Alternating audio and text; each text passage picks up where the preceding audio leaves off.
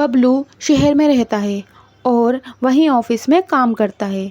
वह एक दिन टोनी से मिलता है और उसे टोनी पसंद आ जाती है और वह दोनों शादी कर लेते हैं। बबलू टोनी को लेकर के अपने घर जाता है।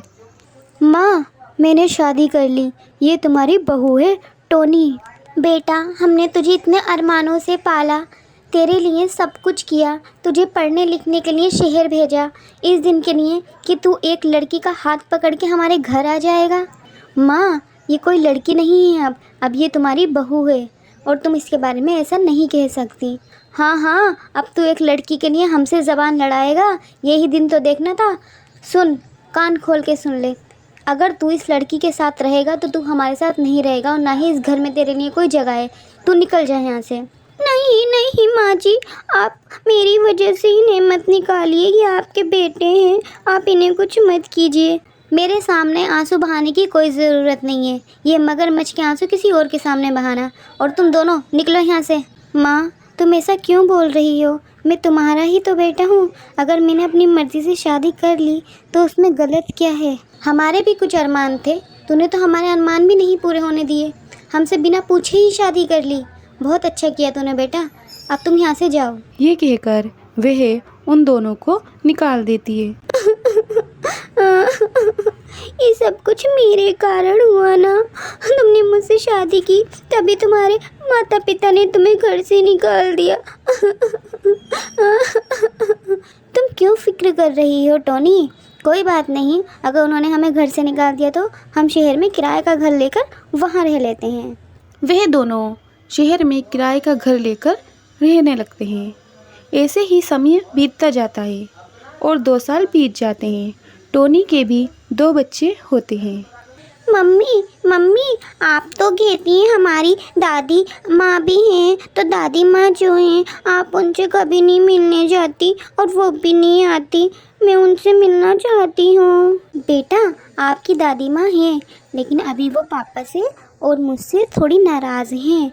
जब उनकी नाराज़गी दूर हो जाएगी तो मैं आपको वहाँ ज़रूर लेकर जाऊँगी। कुछ समय बाद बबलू की तबीयत खराब रहने लगती है।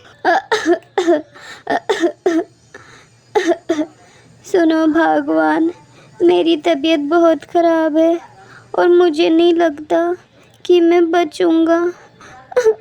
आप ऐसा क्यों कहती हैं जी? आप सही हो जाएंगे।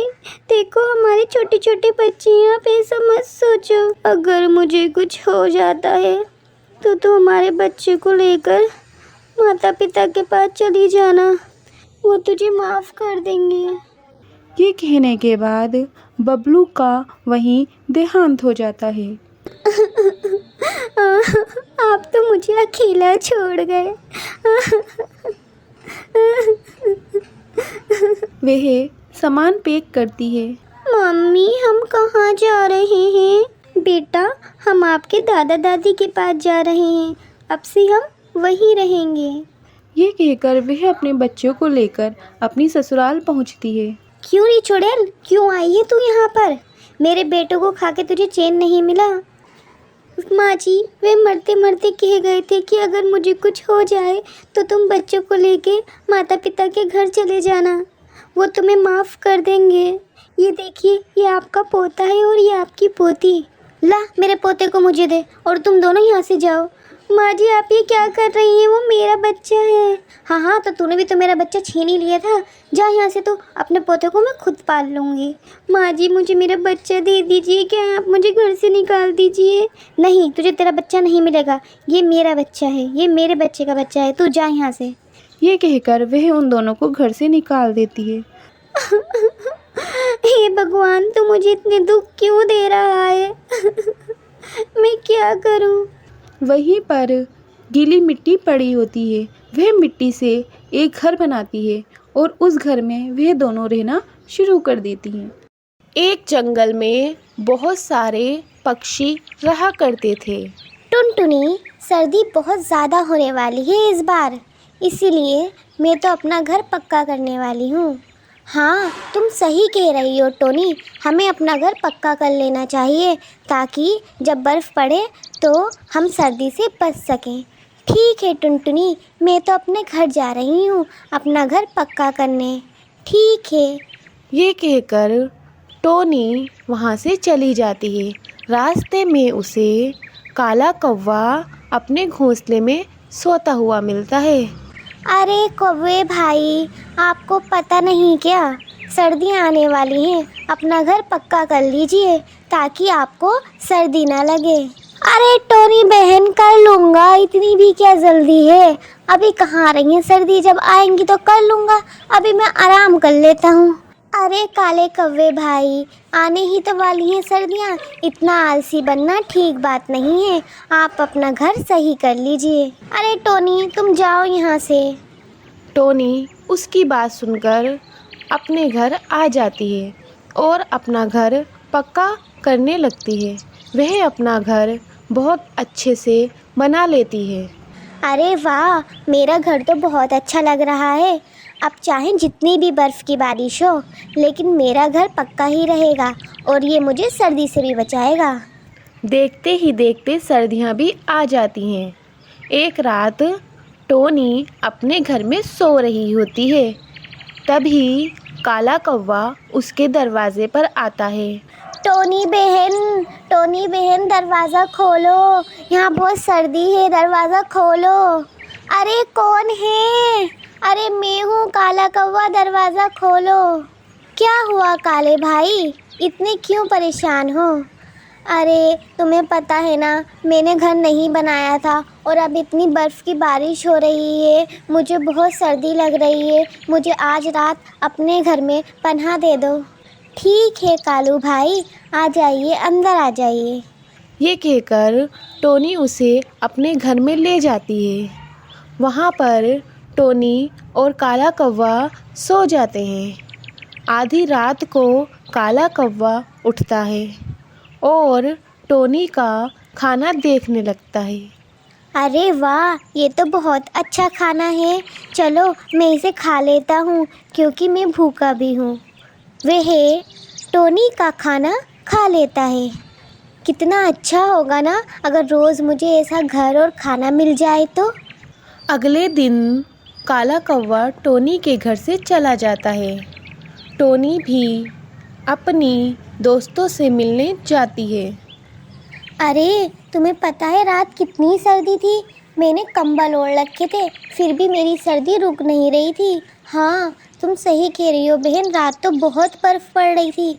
अच्छा ठीक है, मैं चलती हूँ, मुझे दाना भी इकट्ठा करना है। ये कहकर टोनी दाना लेने चली जाती है। वह दाना लेकर अपने घर आती है। अरे ये दाना तो मैं कल लेकर आई थी, पर मैंने तो नहीं खाया, ये इतना कैसे बचा? चलो कोई बात नहीं, मैं ये दाना भी यहीं रख देती हूँ। इसके बाद रात का समय हो जाता है। काला कौवा फिर से टोनी के घर आता है। टोनी बहन दरवाज़ा खोलो। हाँ भैया बताइए, मुझे आज रात अपने घर में पनाह दे दो, मेरे पास घर नहीं है। क्यों, कल आपने अपना घर नहीं बनाया? नहीं, मैंने घर नहीं बनाया, मुझे आज रात रहने दो, मैं कल बना लूँगा। ठीक है भैया, आ जाइए। काला कौवा टोनी के घर जाता है और सो जाता है। अगली सुबह टोनी देखती है काला कौवा सो रहा है। वह उससे कुछ नहीं कहती और दाना लेने चली जाती है। जब वह दाना लेकर वापस आती है तो वह देखती है कि उसके घर का दरवाज़ा बंद है। अरे कालू भैया, दरवाज़ा खोलो। कौन है?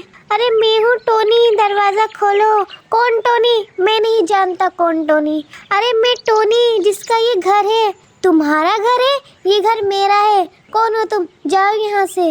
अरे कालू भैया, आप कैसी बातें कर रहे हैं? बर्फ़ इतनी तेज़ पड़ रही है, मुझे घर में आने दीजिए। नहीं, मुझे नहीं पता तुम कौन हो और मेरे घर से जाओ। टुनटुनी बहुत परेशान हो जाती है। बर्फ़ बहुत ज़्यादा तेज़ पड़ रही होती है। वह जंगलों में भटकने लगती है। वह टुनटुनी के घर जाती है और उसे सारी बात बताती है। कोई बात नहीं टोनी, तुम मेरे घर में रह लो, हम कल से ही तुम्हारा नया घर बनाना शुरू करेंगे। ये कहकर वह दोनों एक साथ एक घर में रहती हैं। वहीं रात का समय होता है, बर्फ़ बहुत तेज़ पड़ रही होती है और काले कौवे का घर नीचे गिर जाता है और टूट जाता है। घर टूटने की वजह से कालू कौवे के बहुत चोट लगती है और वह बहुत ज़्यादा ज़ख्मी हो जाता है। काला कौवा भी जंगलों में भटकता है और टुनटुनी के पास पहुंचता है। टुनटुनी, टुनटुनी बहन, कौन है? मैं काला कौवा हूँ, मेरा घर टूट गया, मुझे अंदर आने दो। टोनी और टुनटुनी काले कौवे के पास जाती हैं और टुनटुनी कहती है, काले भैया, आपको पता है जब आप मुसीबत में थे टोनी ने आपकी मदद की और आपने उसे ही घर से निकाल दिया, इसीलिए आपके साथ सही हुआ। हाँ काले भैया, मैंने आपकी मुसीबत में, आपकी सर्दियों में आपकी मदद की और आपने मेरा ही घर मुझसे ही छीन लिया। सॉरी कालू भैया, हम आपको यहाँ नहीं आने दे सकते, आप यहाँ से जा सकते हैं। ये कहकर टोनी और टुनटुनी अंदर चले जाते हैं और काला कौवा सर्दी की रात में सर्दी से ठिठुर के मर जाता है। इसलिए तो कहते हैं, अगर कोई मुसीबत में आपकी मदद करे तो हमें उसका एहसान मानना चाहिए, ना कि उसे आंखें दिखानी चाहिए।